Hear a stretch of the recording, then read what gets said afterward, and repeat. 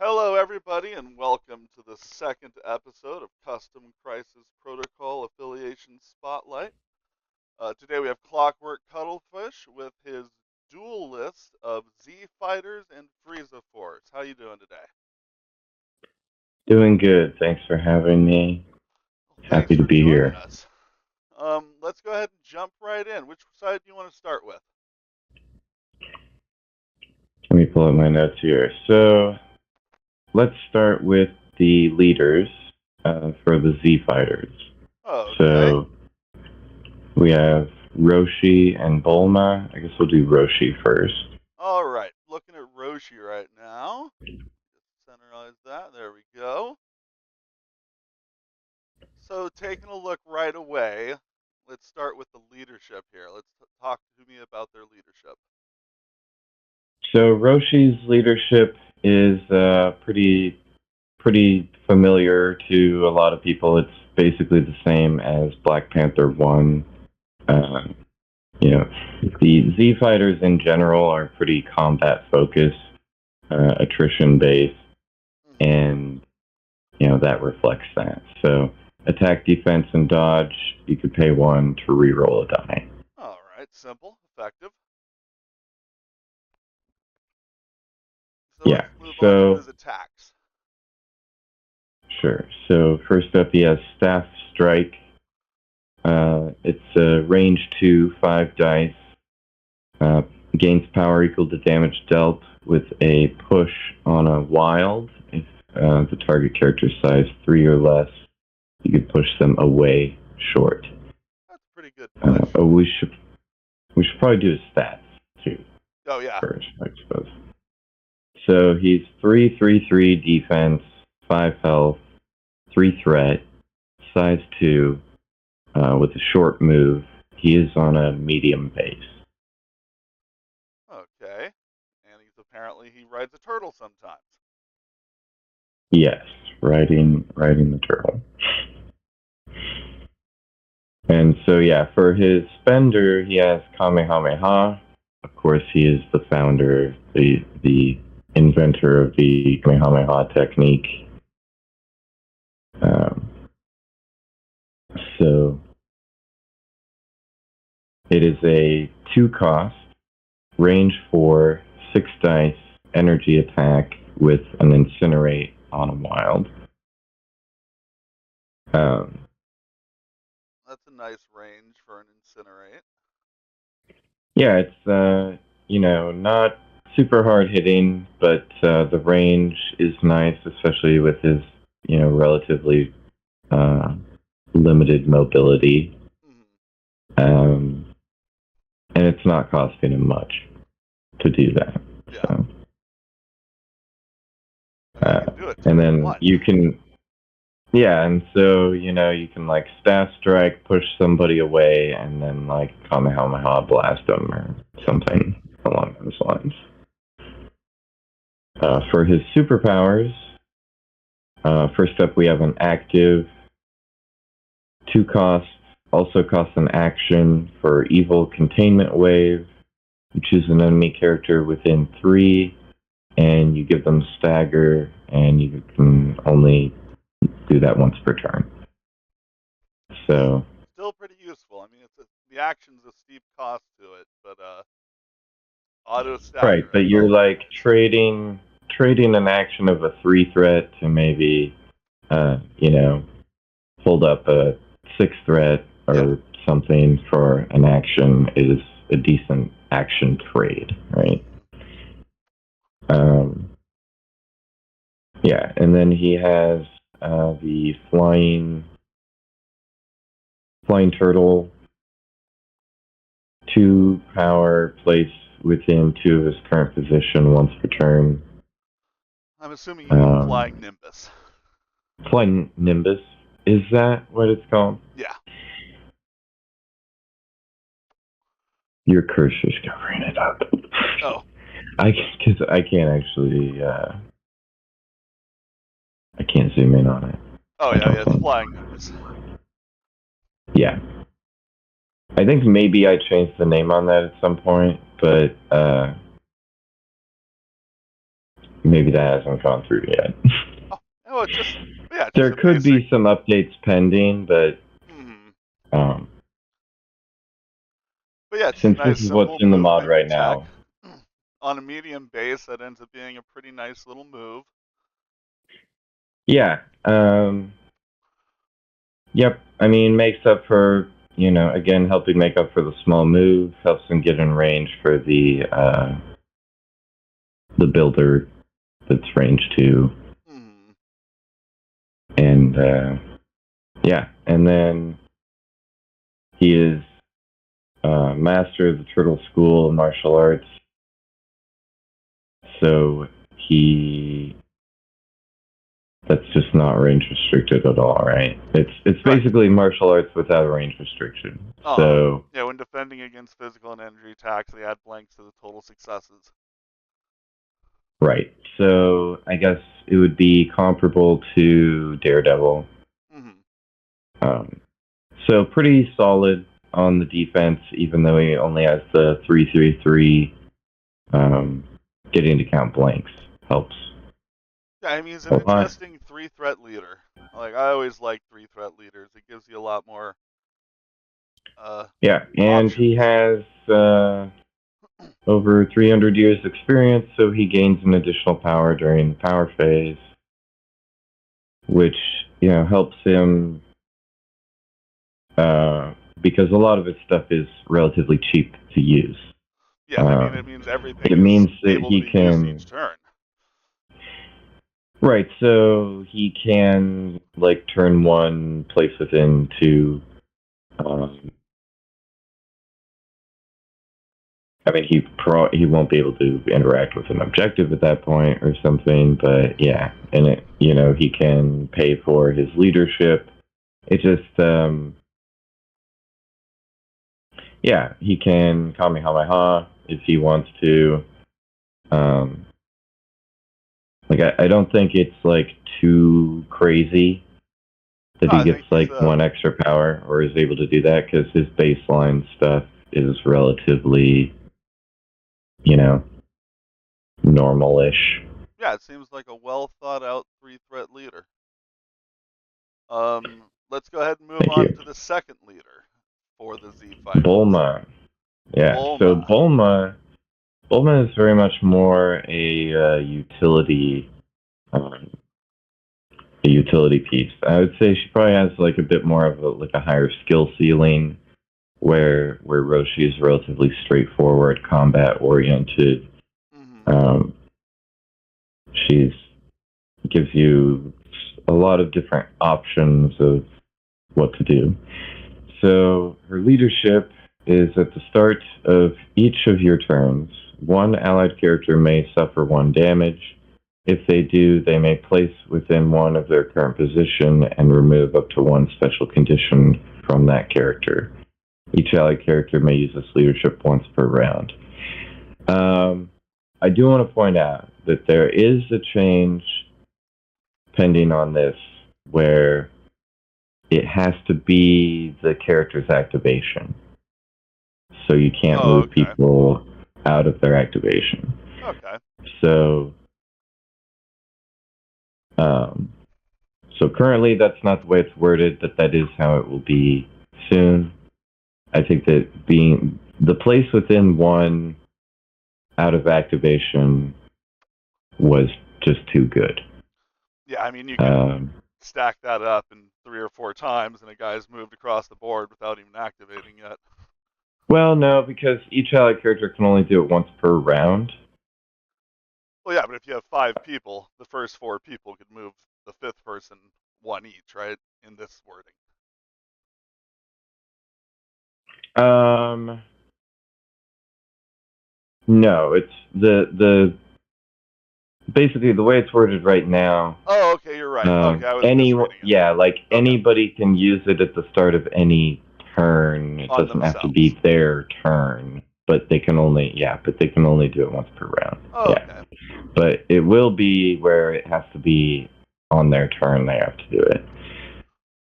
So the mobility is very strong, and removing conditions can be very good too. Hmm.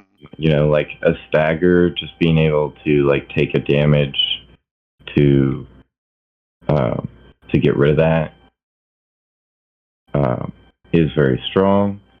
It's very good with like healing factor characters, anything like that Yeah. where you can mitigate the damage or even get a benefit from it, possibly in some cases, or where you're mitigating the downside from like something else that's maybe giving you a special condition or something like that. And yeah, the placing within one is a very strong effect. And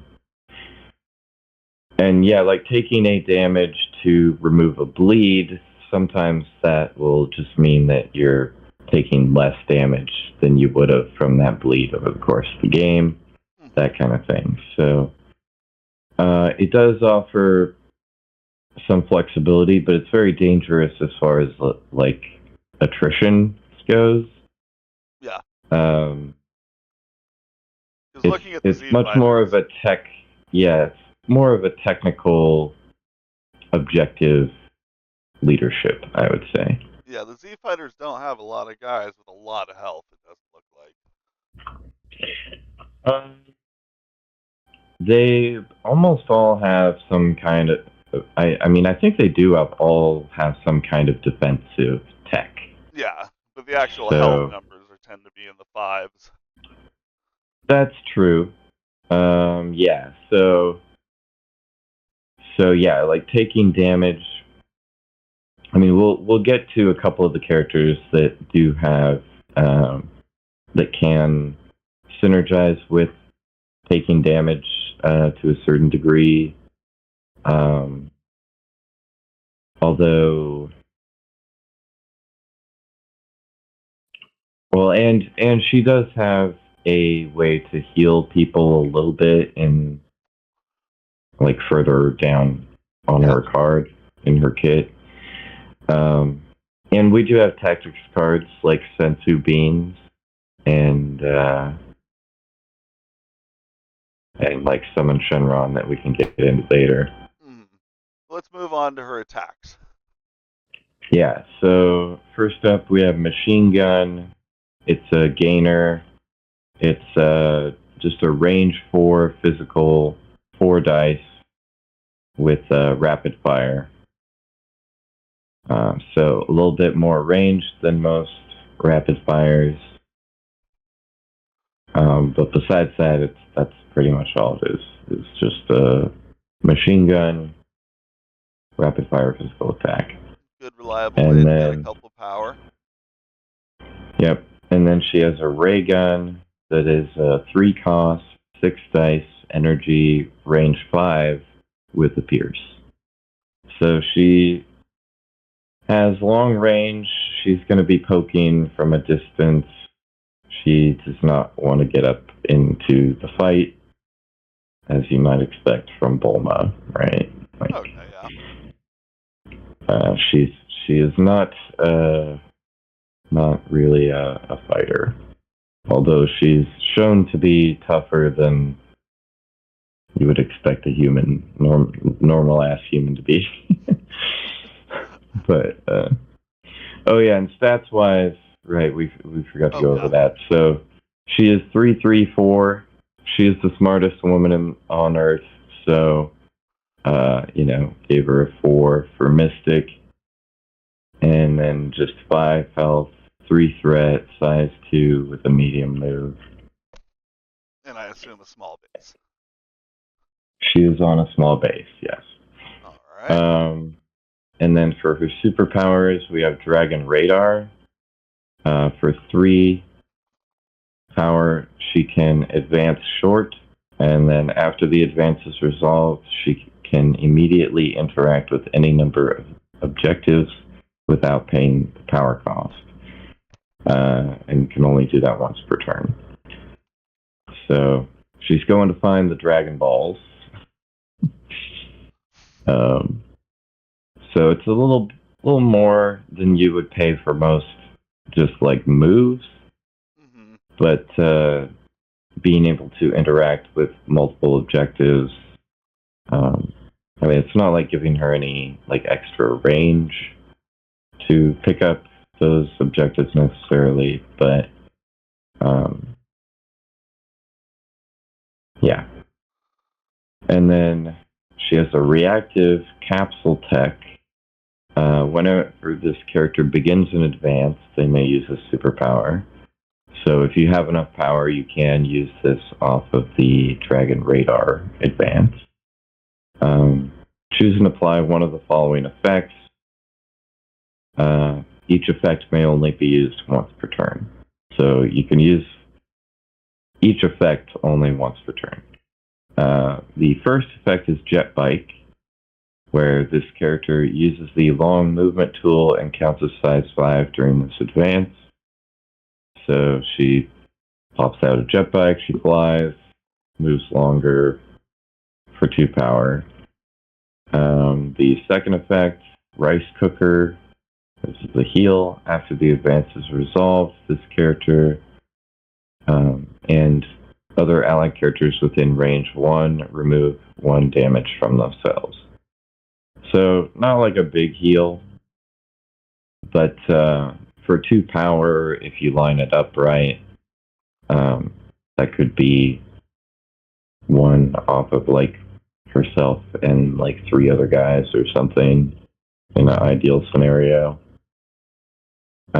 And then Arsenal. The next attack made by this character this turn adds 2 dice to its attack rolls. So, like, comparable to, you know, like an Iron Man getting 2 extra dice for 2 power, only she's limited by having to use, like, having to advance in some way, right, to get that effect. And then Shelter. After the advance is resolved, this character gains a Shelter token. As long as this character has a Shelter token, it gains cover. If this character moves, remove all Shelter tokens from it. So she just has like a mobile cover. If she gets caught out in the open and has or to spare, she can give herself a little token to gain cover. And that's, you know, besides the heal and mobility, that is like her defense tech, basically. And then Scientific Genius. Whenever this character rolls dice after the effect is resolved, this character gains 1 power if the roll contained 1 or more. Is that a skull? Yeah. Skull results. So yeah, we've seen that effect before. Adds to her power gain. So she, like kind of like Roshi, has some extra power to utilize the tools in her kit. And she has a lot of different options with the capsule tech thing. But it having to trigger off of an advance does kind of limit it, because outside of Dragon Radar, most of the time that's going to involve spending an action to move. All right, now that we've covered the leaders, who are we going to move on to in the Z-Fighters? Well, let's go to Goku, because that's what everybody wants to see, I'm sure. He is the star of the show, after all. Fair enough. So, and I do want to note, you know, a lot of people are probably like, you know, he's got to be like a 9 thread or whatever, right? Well, each of these characters is meant to be kind of a snapshot in time, or at least within a block of time throughout the series. So I kind of chose the block of time from around when Vegeta first arrives on Earth, and like the start of the Android saga. So people who are familiar with Dragon Ball Z will probably know what I'm talking about. A lot of people will probably be like, what the hell are you talking about? But Fans of DBZ will know. So he does have like instant transmission and can turn into a Super Saiyan, but he's not like Super Saiyan Blue or anything like that. And I wanted to leave room for those more advanced versions, so I made this version a 5-thread. Because Alright. I figured that during that period of time, he, is the strongest pretty much. But, of course, there are other versions of him that get way stronger. So he's a 5-threat with 4-4-2 defense. He is dumb as hell, so not great on Mystic. He has 7 health, 5-threat, size 2, medium move.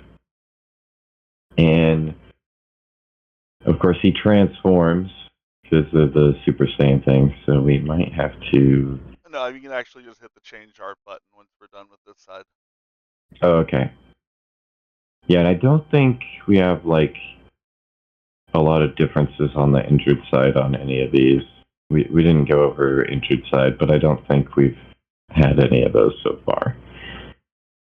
So his builder is Rush Down Assault. It is range 3, 6 dice, 0 cost, physical. After the attack is resolved, it gains power equal to damage dealt. Before damage is dealt, place this character within one of the target character, and on a wild, you may push the target character away short. Next up, we have Key Blast. It is range 4, 5 dice, energy. After this attack is resolved, this character gains power equal to damage dealt. Close the gap on a wild. After this attack is resolved, this character may advance short toward the target character. And then we have an active superpower that costs 0. It's Kaioken times 2, I guess. Because he gains 2 power if he suffers a damage, and he can do that once per turn.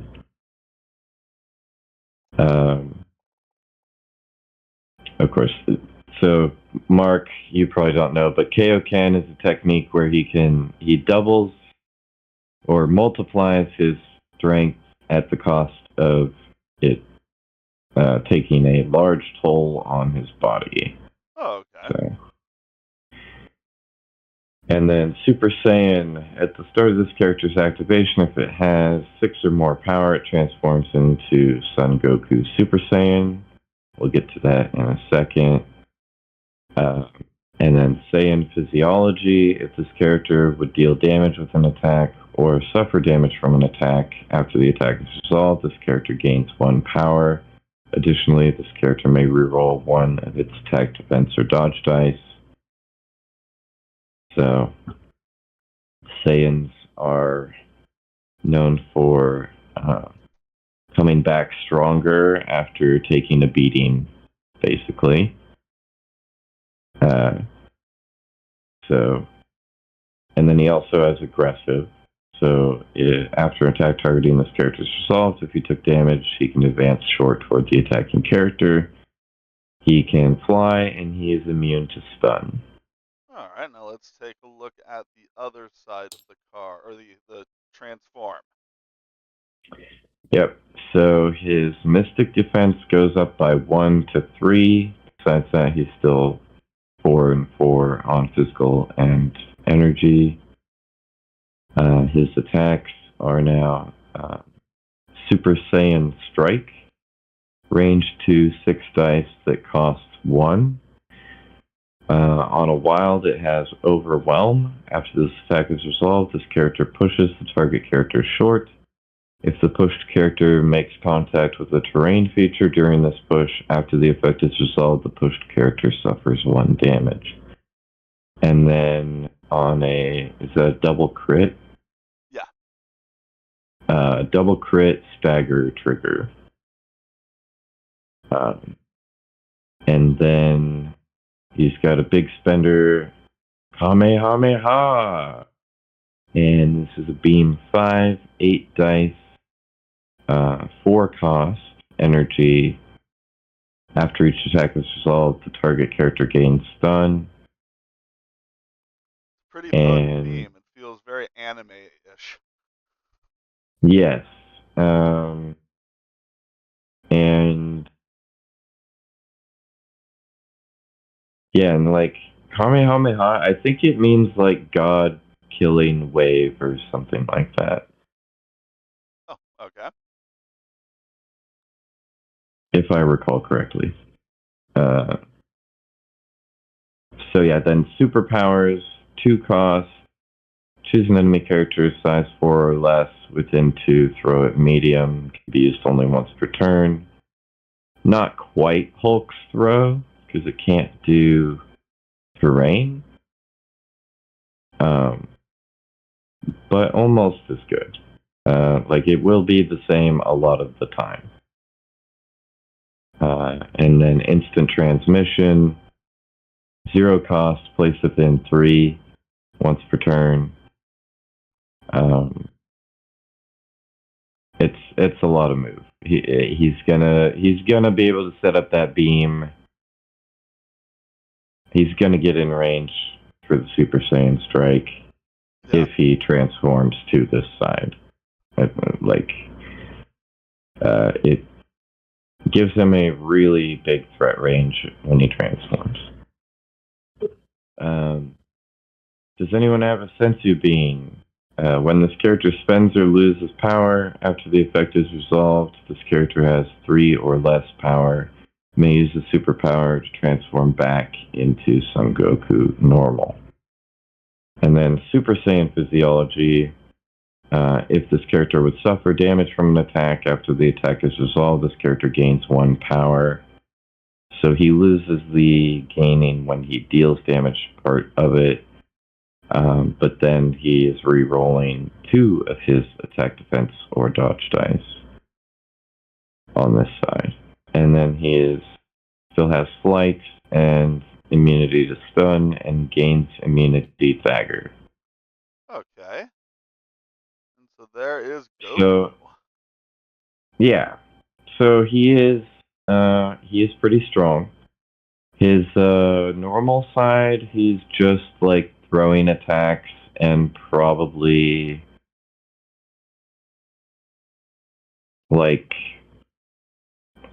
he's kind of dangerous to attack into because he's gaining the extra attacks and stuff.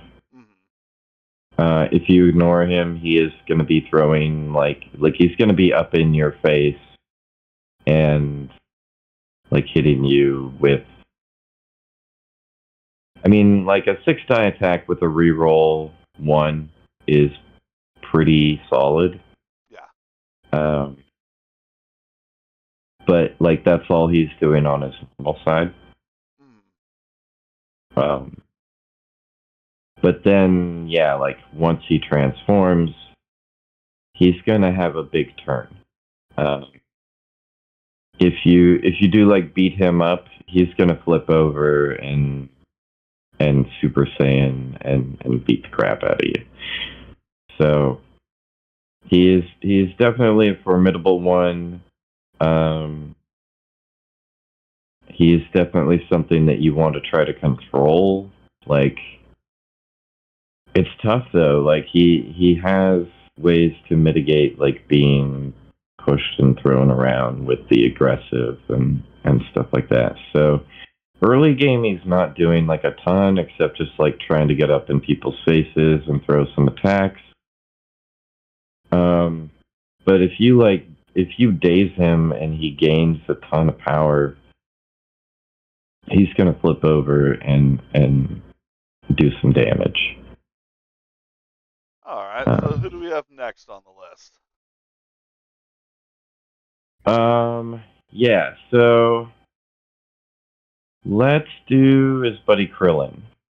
Alright, Krillin. Good old Krillin.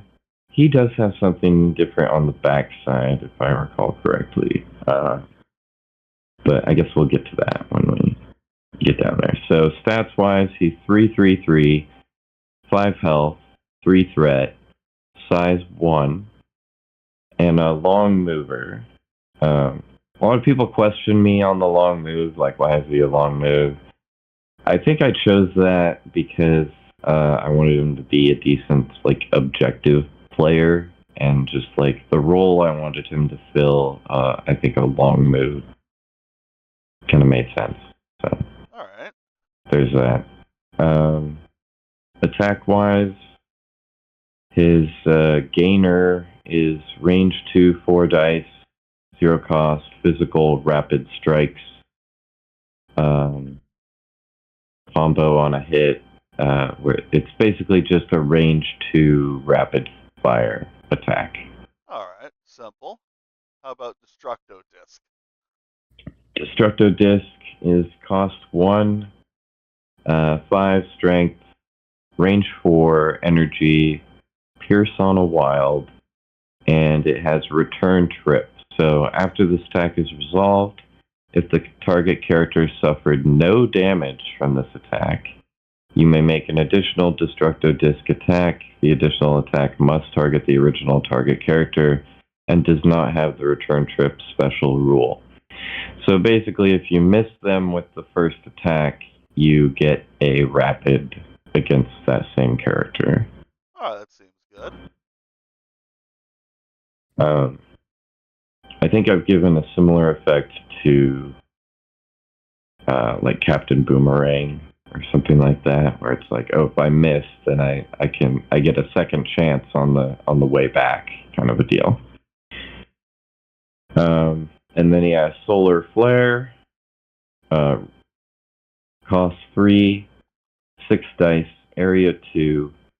If it would deal 2 or more damage, it deals 1 damage instead. And this attack does not deal damage to allied characters. After each attack is resolved, the target character gains the shock special condition. And on a, is that a crit in a wild? Crit wild, yeah. Crit wild, they gain stun. So, kind of a utility attack. It's not, it can't do more than 1 damage, but it's an area. So it's really just to, like, apply shock and potentially stun in an area. And then he is the strongest human, so he can pay 2 power, and the next attack action made by this character this turn adds 2 dice to its attack rolls. And he can only do that once per turn. And then Turtle School Martial Artist, when he's defending against a physical or energy attack from within 3, he adds blanks to total successes, and he has flight. And then on his injured side, let's see, where does card go?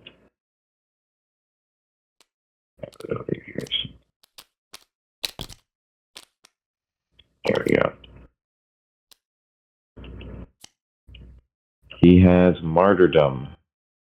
So when this character would be KO'd, for each power this character has, you may choose an allied character.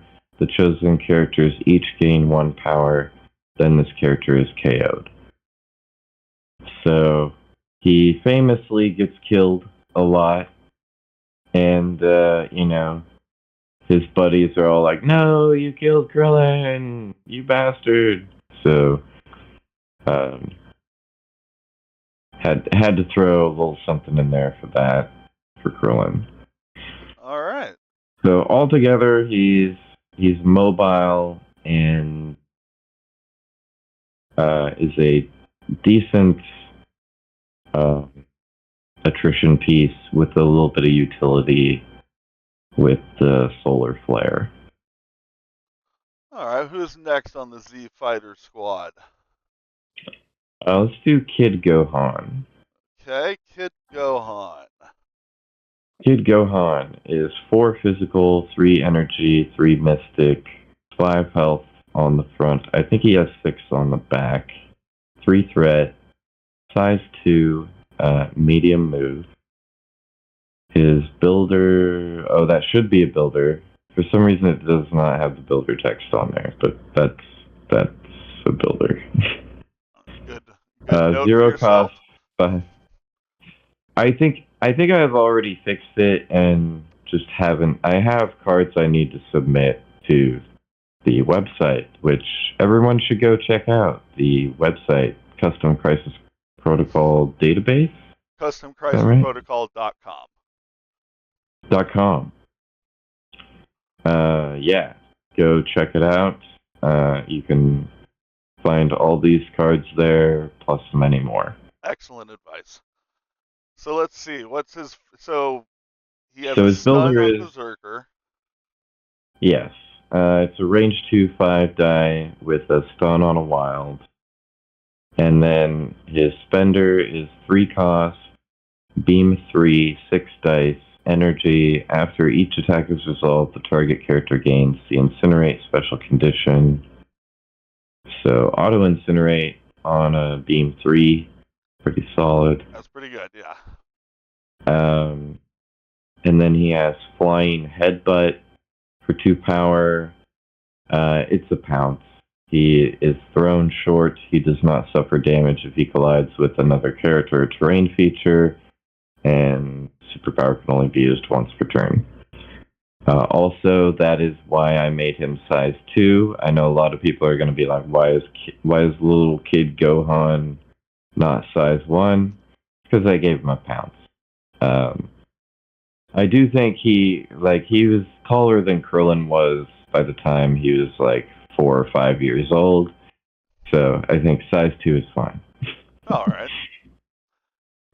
And then he also has boundless potential for 3 power. The next attack action made by this character this turn adds dice to each attack equal to the amount of damage this character has. So he can do a lot of damage if, he only has 5 health. So that's up to 4 dice. 4 dice is quite a lot for 3 power, though. So it's tough to ride that line where you can get him to where he's getting 4 dice. Yeah. And he does have the same thing on the back where I think he does have 6 health on the back.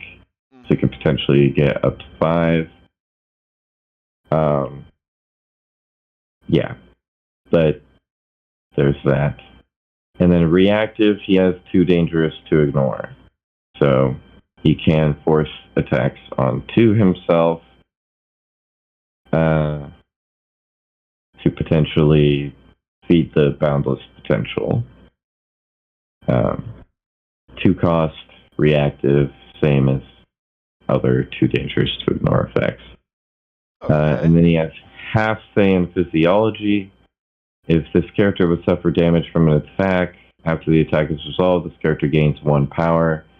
Additionally, when this character is attacking, defending, or dodging, it may count 1 skull result as a success. So that makes his attacks and everything a bit more consistent.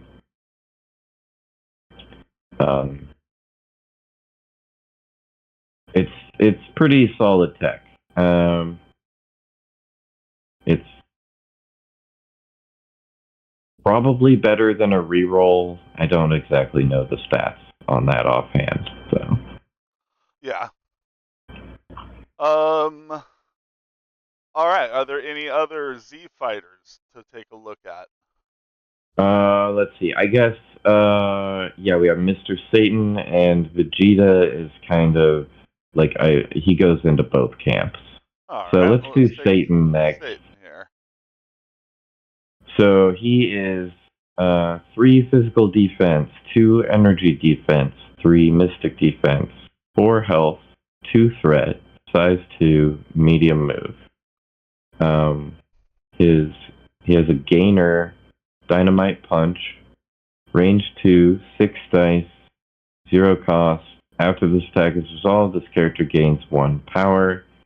And on a hit, is that a hit and a wild? Yes. Hit and a wild, it has a rapid. And then we have Dynamite Kick, physical, range 3, 5 dice, 0 cost. After this attack is resolved, this character gains 1 power. And after the attack is resolved, place this character within one of the target character. And then he has a spender for 3. It is an energy attack, range 2, 8 dice. Before damage is dealt by this attack, this character may advance away from the target character medium. And then a wild explosive. After the attack is resolved, the target character and other enemy characters within 2 of the target characters suffer 1 damage. And then he has a superpower, Marvelous Strength. For 3 cost, choose an interactive terrain feature size 2 or less within 2 and throw it short. It can only be used once per turn. And then he has a reactive Cowardice. For 2 cost, after an attack targeting this character is resolved, it may use a superpower. This character advances away from the target character short.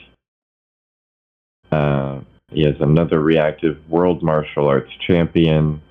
For 1 power, when this character is targeted by a physical or energy attack targeting it from within 3, this character may use a superpower. This character adds blanks in its defense roll to its total successes.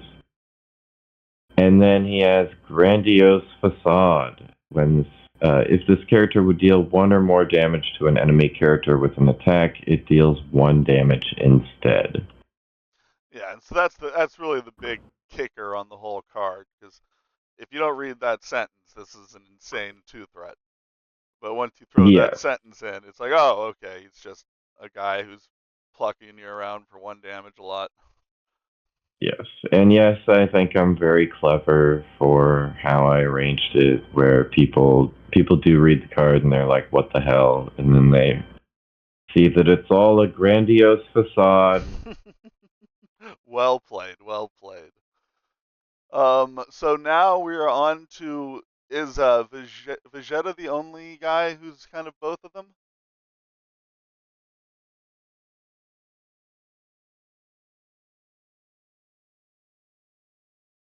Did I lose you?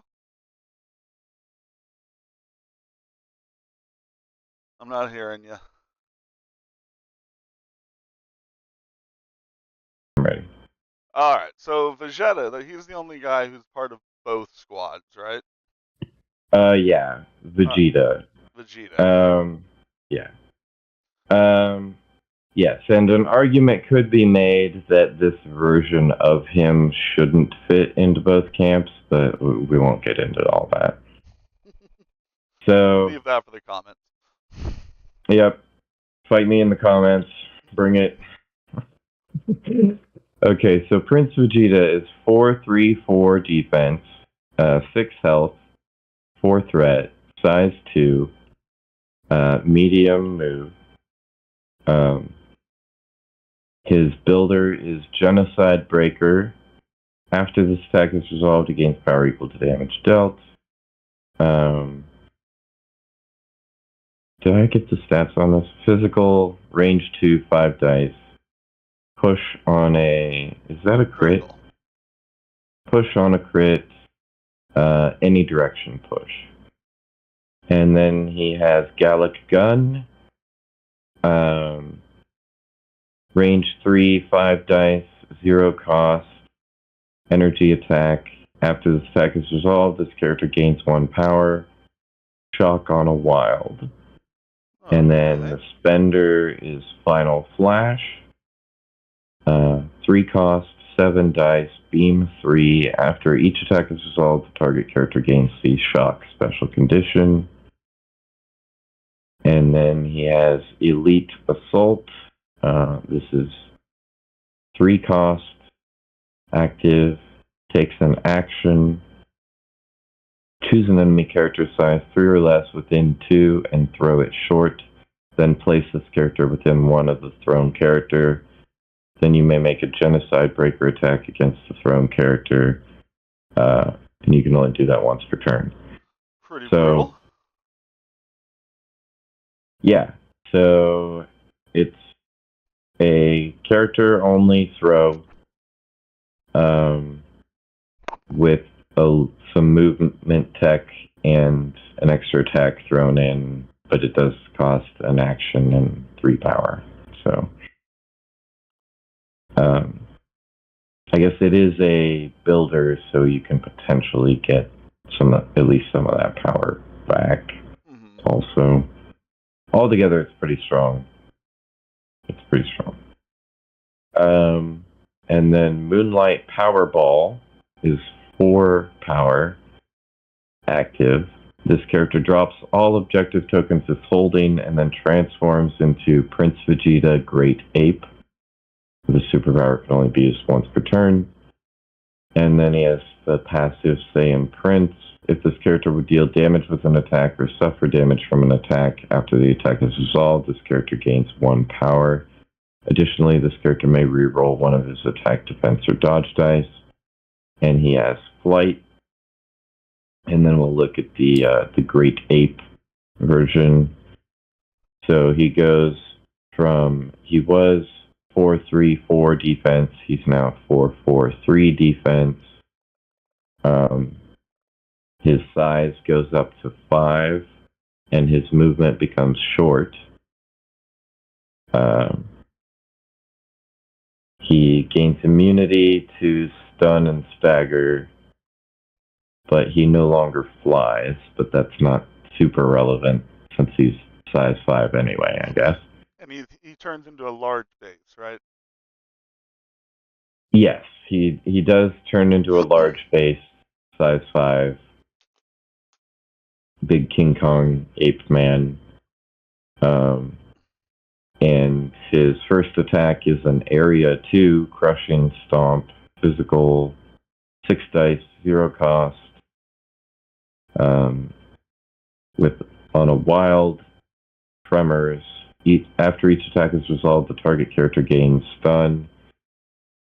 If this attack only targets one enemy character, the target character gains the stagger special condition instead. Interesting. So it's an area, but you get a little extra benefit if there's only one person in range, basically. And then he has Super Gallic Blaster. Is a beam 4, 8 dice, 3 cost, energy, attack on a wild. After each attack is resolved, you may push the target character away short. So a beam with a push can definitely disrupt the battlefield. Pretty good, yeah. And then he has Bestial Fury. Choosing the interactive terrain feature or enemy character, both size 4 or less, within 2, throw it medium, once per turn for 2 cost. That, I think, is just Hulk's throw. Yeah, that sounds right. Maybe a bit strong for a 4th threat, but it is on the transform. I don't know. Anyway. I guess thematically it makes sense for the big ape man to throw whatever the fuck he wants, pretty much. But yeah. So then he also has Giant Leap for 2 power. Place this character within range 2 of its current position. Then each character within 1 of this character suffers 1 damage. Allied characters that suffer damage this way gain 1 power. The superpower can only be used once per turn. So a little move tech, a little chip damage that, could potentially, that giving power to allies, they're taking damage too, but I know there's people out there that are like, oh, you're making them gain power, crazy. and then the Great Ape transformation, he can reroll up to 2 of his attack or defense dice. He does not suffer damage from collisions with other characters, and at the end of his activation, he transforms back into Prince Vegeta normal. And he cannot pick up, hold, or interact with objective tokens while he is in Great Ape form, and is immune to stun and stagger. So if you are like staggered, but you have the power to transform, you can kind of shake the stagger. Shake them off Sort for of. free, yeah. Yeah. Or shake them off for 4. I guess it's really not free. Right. I guess if you're doing it anyway, then yeah. Now let's go All right, ahead and take a so look at your Z-Fighter tactic cards.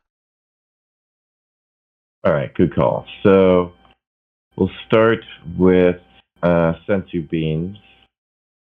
During the first power phase, I think this should be reactive, actually. Now that I look at it, it says active, but should be reactive. It's a Z-Fighters affiliated card. During the first power phase, you may play this card, choose up to 2 allied characters, and give them each a sensu bean token. During an allied character's activation, can you move your cursor, please? Sorry. During an allied character's activation, they may spend 2 power to remove 1 sensu bean token from themselves. If they do, they may remove up to 2 damage and up to 1 special condition from themselves or another allied character within range 2. This character may not be included in a roster or a squad with the patch-up team tactic card. So it means you can't bring patch-up. Which I noticed you actually did in this list, but oh crap! Yeah, I threw it together kind of fast, but good catch.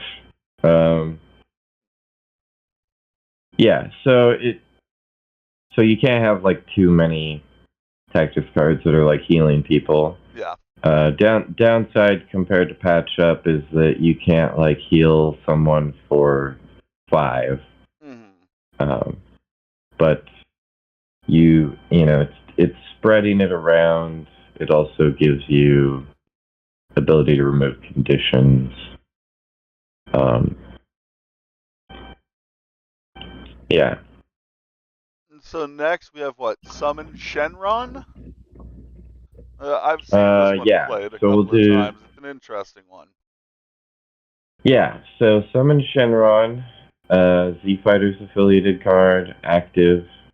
Any number of allied characters may spend any amount of power to play this card. If at least 7 total power was spent this way, choose one of the following effects. So yeah, it says spend any amount of power, but you just have to spend a total of 7. Beyond that, it doesn't really matter.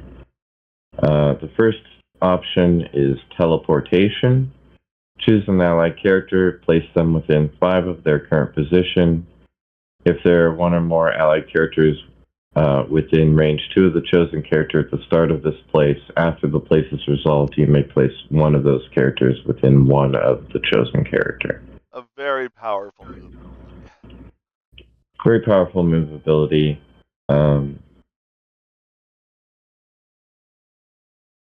Yeah, and then the second option is resurrection.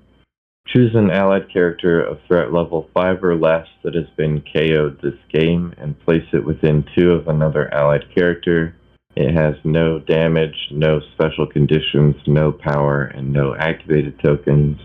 It is part of your squad. At the end of the active player's activation, the placed character activates before your turn ends.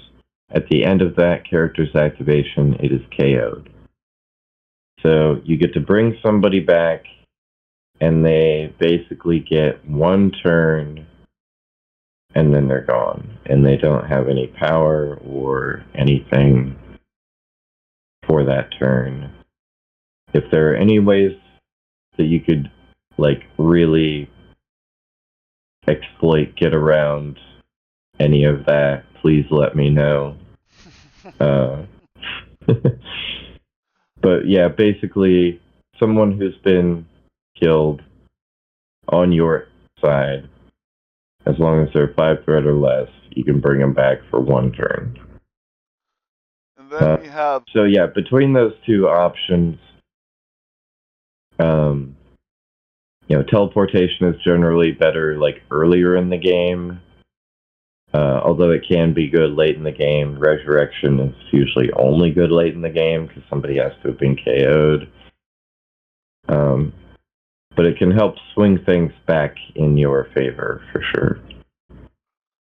And now let's take a look at weighted training clothes. Yeah, this is definitely a top-down design. It's very thematic, but I don't know how good it actually is in practice. So,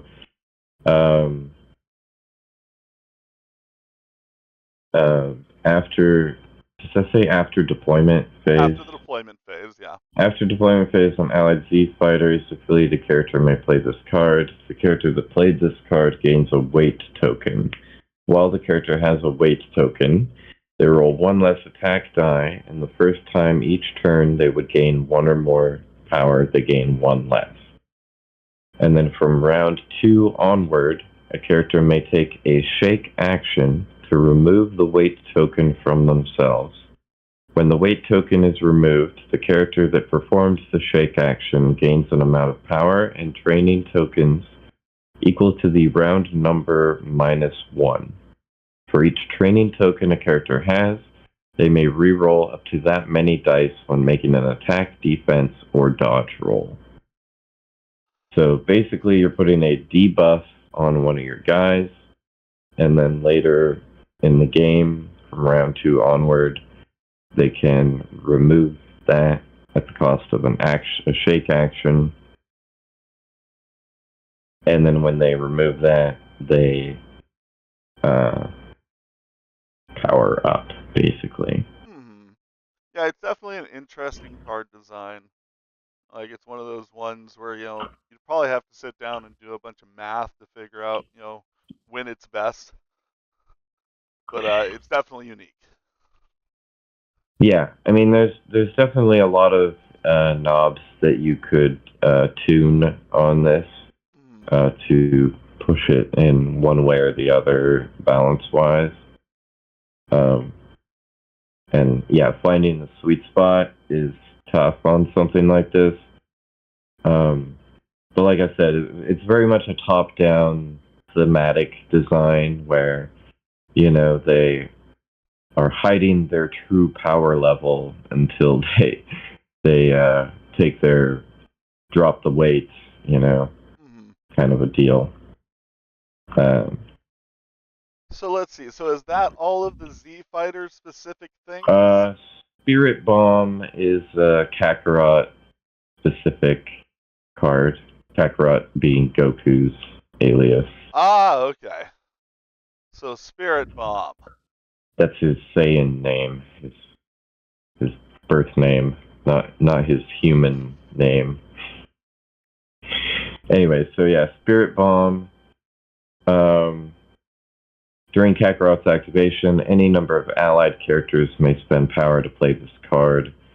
Kakarot may use the Spirit Bomb attack shown above once this activation. It's a range 5, 2 strength, and you can choose to measure range and line of sight from an allied Gohan or Krillin that's within 2 of this character. Because in the comics, he hands the Spirit Bomb off to, or comics, in the anime and the manga, he hands the Spirit Bomb off to them at various points in time. Okay.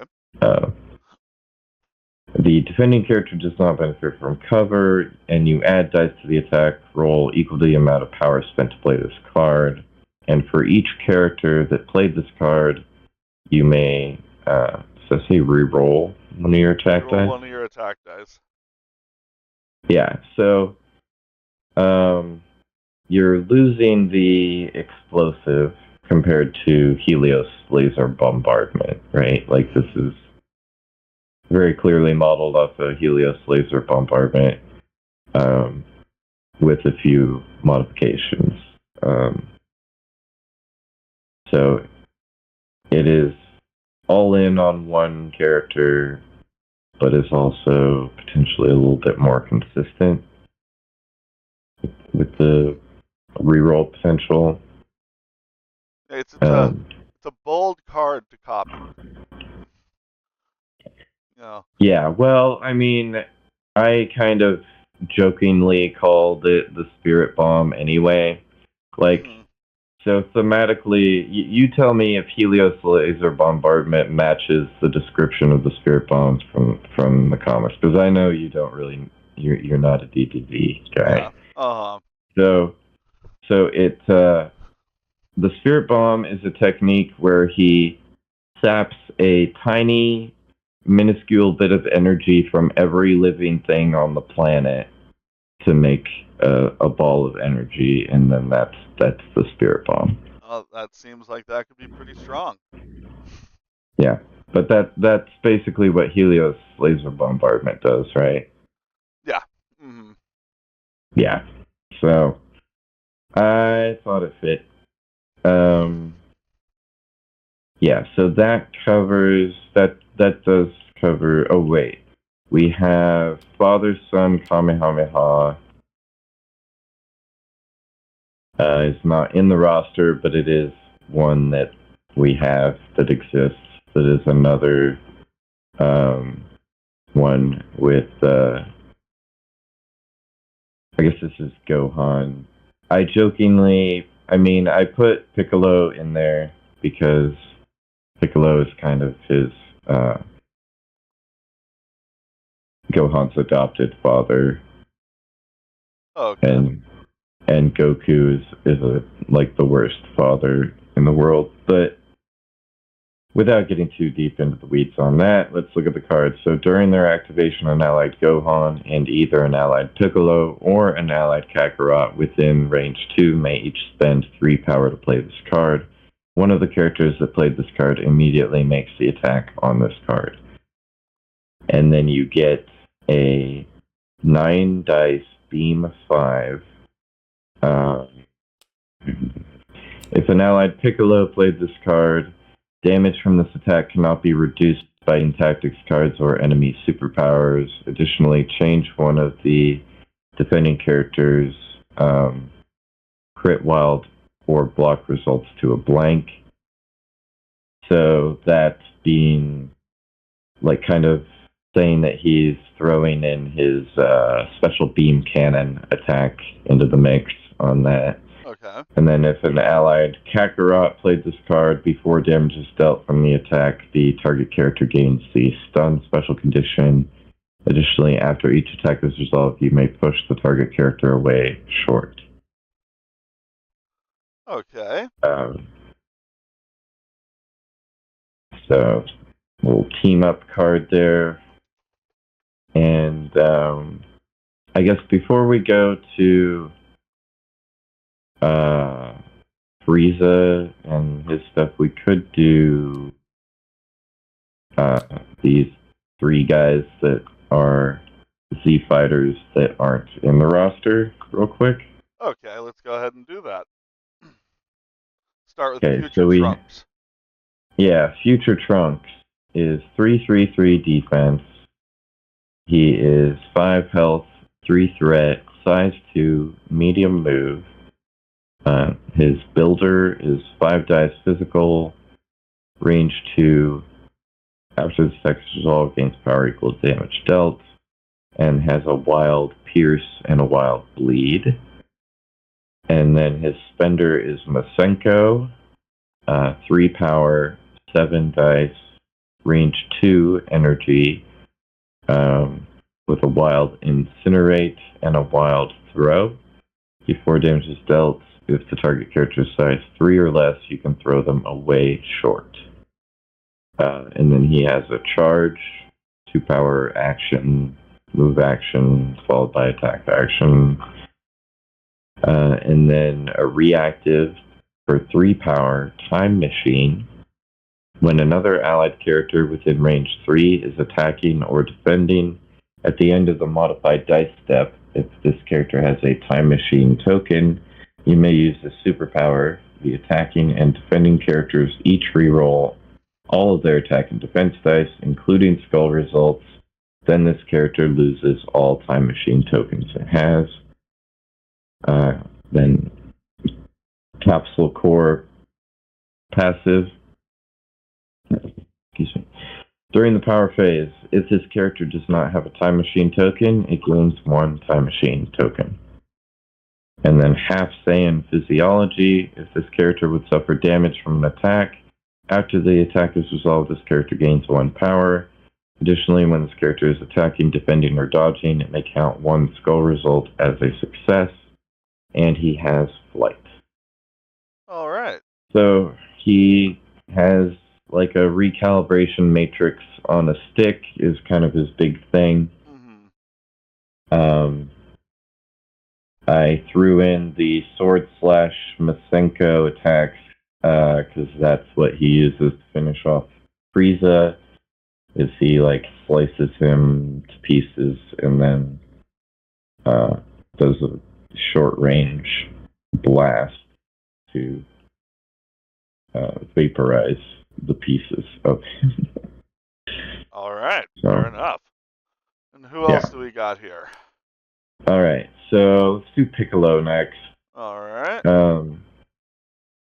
Piccolo is 3/3/4 defense, 7 health, 4 threat, size 3, medium move.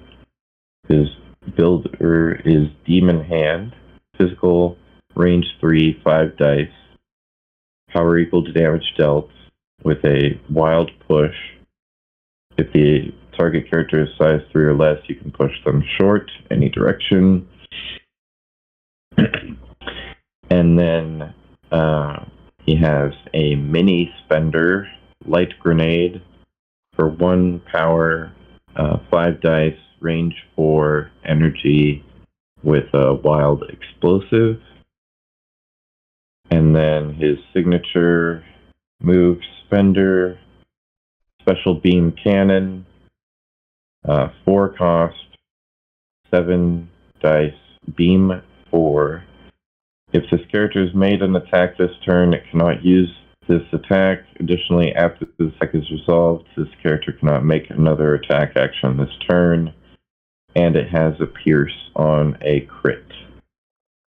So thematically, he has to like charge up the attack for what seems like forever.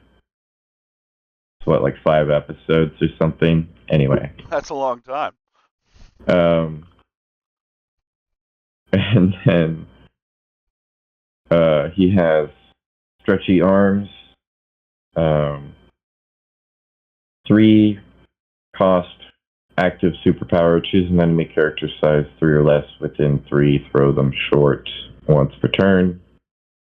And then he has rapid regeneration, active, 2 cost, when this character removes 3 damage from itself once per turn. And then he is the last Namekian warrior, so he can reroll 1 die when attacking, defending, and dodging. And he should have flight on there too, but for some reason he doesn't. All these guys fly. And then lastly, we have Android 18. Yep, and again, like, argument could be made, she doesn't fit in the Z-Fighters if I'm doing this block of time period, but she does eventually, so get off my back. Fair enough. Her stats are 4/4/3 defense. She has 14 health, is a 5 threat, size 2, medium move. Her builder is range 2, 6 dice, gains power equal to damage dealt, physical, that's it. She has flying kick, 0 cost, range 3, 5 dice. After this attack is resolved, gains 1 power, and before damage is dealt by this attack, place this character within range 1 of the target character. She has her own version of Destructo Disc for 4 power, an 8 die, range 4, energy attack. Damage suffered from this attack cannot be reduced by team tactics cards or superpowers. It has a pierce on a wild, and on a crit, after this attack is resolved, you may make an additional Destructo Disc attack against the original target character, and it doesn't have the return trip special rule. Okay. And then she has XL Dance for 3 cost. This character may advance short the next attack made by this character this turn.